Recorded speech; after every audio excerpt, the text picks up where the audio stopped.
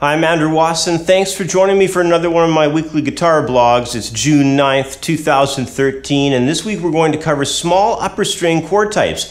Now, this question was sent in from Lee. He's in Seattle, Washington, and he wrote in with this email to me. I really like the sound of small chords, especially in funk and reggae, but I've heard these small chords used in lots of other styles. Last night I was at a nightclub and was watching the guitarist in the band. He only played small chords off of the top guitar strings. It sounded great. Andrew, can you make a lesson and describe some small chords that guitarists will normally use? Thank you, from Lee in Seattle, Washington. Well, hey, thanks for writing in, Lee. You know, these small chord types are generally built with their lowest tones found off of the fourth and the third guitar strings.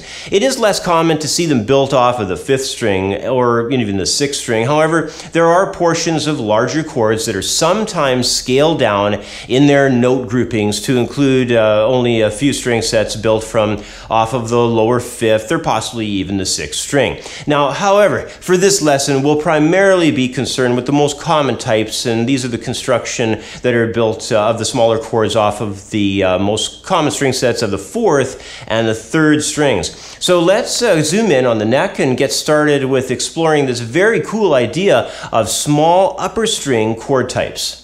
The first chords that we'll have a look at will be group located upon the fourth guitar string. Now, the important thing to keep in mind is that since these basic chord types that we're going to look at have a total of 3 notes, we can align the set of those into 3 different possible shapes on the guitar neck. These patterns are actually called triad chord voicings, and this simply refers to the arrangement of those 3 notes. Now, in the first example, I have decided to show an A major chord. It's built off the root of A at the 4th string, 7th fret. It's in 5th position. Sounds like this, looks like this. And the idea is that we have the A to the major 3rd of C sharp to the perfect 5th of E going across the 4th, 3rd, and 2nd strings. Now, to create a minor chord from a major, you have to lower the 3rd degree chord tone. That would mean that the C sharp has to now move down and become C natural. So we have a new chord type there, A minor in this case. So with the C sharp, it's A major, and with the C natural, it is A minor. So A major, A minor. Now remember, these chords are basically movable in along the neck fashion. So if this is A major, for instance, and I come up a whole step, that would be B major. In the diagrams that I'll have coming up on screen for you, you'll have a diamond-shaped looking identifier for the root. So there's your root note. If that's A, you come up to B, and now you have a B major or B minor chord. And you just drop along the neck in whatever position you want to put those chords into. As long as you know where your root is, you'll be fine in getting the type of chord that you require. Now, our next chord voicing that we're going to use is going to go and move up the neck to the 9th position. So that'll put us way up here on the neck, our 9th position, and the chord tones are going to get relocated. We're going to have C sharp in the bass now off the 4th string, and then we'll have an E on the 3rd string, 9th fret. So 11th fret, C sharp, 9th fret, E, and then up on top on the 10th fret, we'll have our A, our root note. And if you'll recall, the idea of creating minor from major is that we lower the 3rd chord tone, so the C sharp will drop down to become C natural, and that'll give us the A minor up there. So now we have 2 locations for the A chord. We can have it off of the 5th position, or we can shoot it up the neck and have a new rearranged set of notes give us another location for that same A chord. They're both A major chords, they just have a different arrangement of notes to them. Now there's one more yet, because remember these chords, they all have 3 notes to them. So we can go down the neck here to the 2nd position, our final chord voicing. We'll put a new note in the bass. It'll put that 5th in the bass, actually, the E note. So E will be on 4th string this time, the A will be on 3rd string, and the C sharp will be on 2nd string. Those are all right straight across there. You can see I'm doing a bar with my finger to create them. And that's an A major chord at the 2nd position there. Now again, if you'll recall, to create minor, you got to drop that 3rd degree chord tone. In this case of the A chord, it's a C sharp, and it's going to move down to a C natural. And that'll give us the minor. So these are movable, again, just like all the others. I mean, if that's an A minor, and the A root in this case is off of the 3rd string, if I just slide up here to B, make the exact same shape, now I have B minor. If I go up a semitone, now I have C minor. It's just as simple as that. They're very easy to move around and understand what chord that you're going after as long as you know where that root note is. It's very important, of course, to know the root. Now let's go to the second group of common smaller chord types on the upper strings of the guitar that we'll be looking at, and they'll be located this time off of the third guitar string. Now, just as we had seen with the first groups that we were looking at located off fourth guitar string, this set built off of the third will also have the same three-set system applied to them because we're dealing with triads here. Now remember that these three different shapes are from the three notes of the chord getting reorganized with a different note in the bass each time. And this idea is actually referred to as the chord's position. Sometimes they'll also call it the inversion position. If the root is the lowest note, it's called the root position. Here's a C major. Off of the third guitar string, has the 5th fret going from the C note to an E, the major third, and then going up top here to a G at the 3rd fret of the 1st string.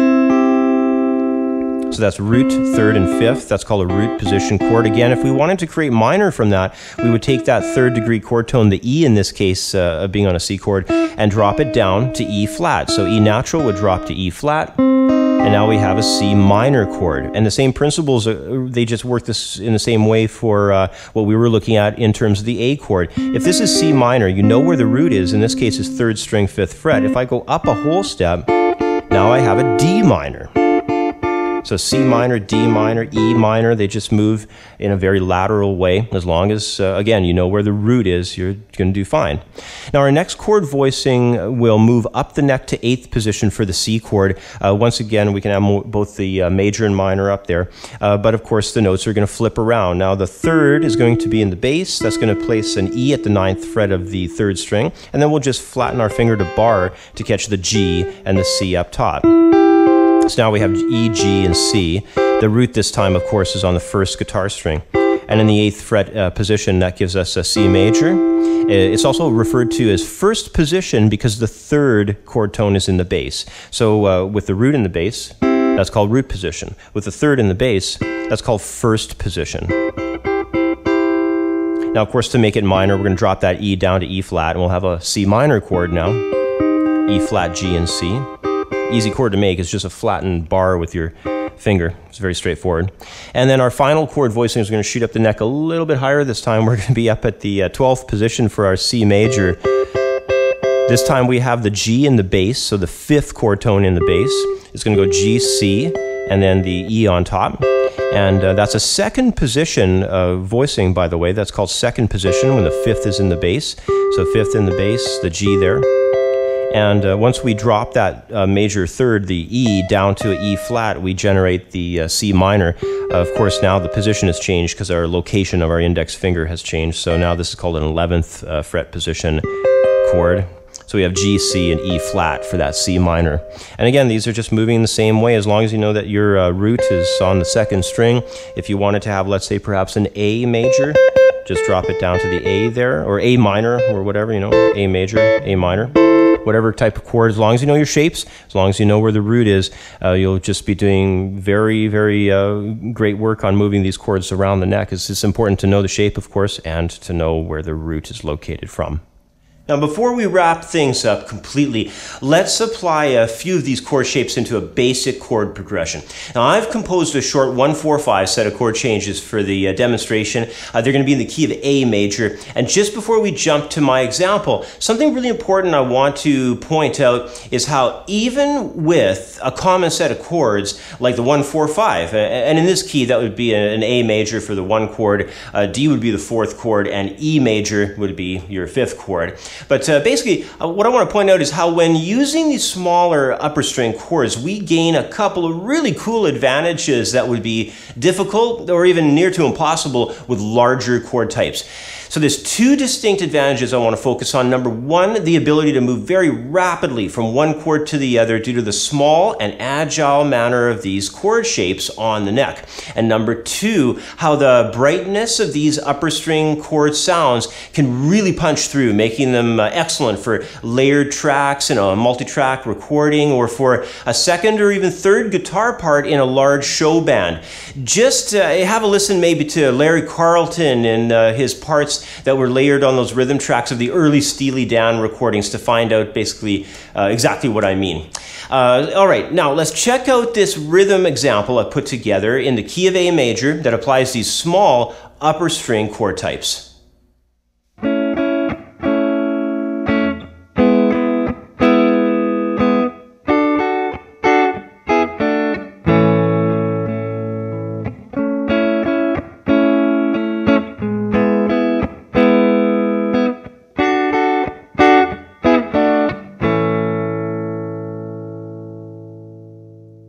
Well, when it comes to these smaller chords played on the upper guitar strings, these examples that I've demonstrated in this video are only the tip of the iceberg. There's still the diminished and the augmented chords to study across the neck, and then after that also the seventh quality chords and some of the popular inversions of those seventh chords as well. So as time goes on, you can continue to explore the various shapes that can be created around the entire fretboard, but most importantly, spend as much time as you can implementing these shapes through different pieces of music you work at composing. And you should also try using these smaller shapes in your recording projects and of course live on stage. Basically, the more you try using these smaller chord shapes, the better you'll become at throwing them in a song in a technically effortless way and of course a musically confident way.